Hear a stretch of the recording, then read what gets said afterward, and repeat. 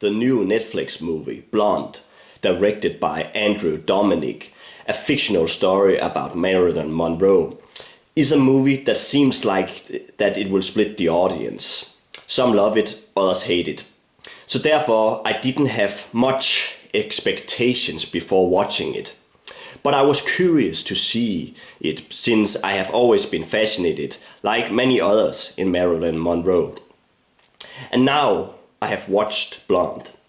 And there was one word that went through my brain during the whole movie. And that was pretentious. I mean, come on. The movie is so obsessed about being visual stunning and making an abstract version of Marilyn's life, instead of telling a good and sad story. I really don't even know the purpose of the movie. Sure, Marilyn Monroe's life was tragic, but the movie uses its 3 hours runtime only to show that Marilyn is abused over and over again. Ana de Armas, who plays Marilyn, does an okay job portraying her in some of her scenes.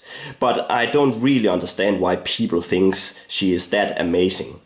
She's mostly just screaming and crying during the whole movie, and I don't think she is playing the part with nuances in her acting. For the most part, she's just imitating Marilyn, but without giving a truly great performance. This is not necessarily Ana de Armas' fault, it is also the director's responsibility. The script is also very cringe. The dialogue is cliched and lazy. I simply couldn't believe how many times Marilyn calls her husbands in the movie for daddy. I mean, who thought this was a good idea? And that's really the problem with the movie. The movie seems so obsessed about being provocative, but in my opinion, I just found it very annoying. The movie is never interested in Marilyn Monroe's comedic talent or showcasing that she actually had some good years in Hollywood.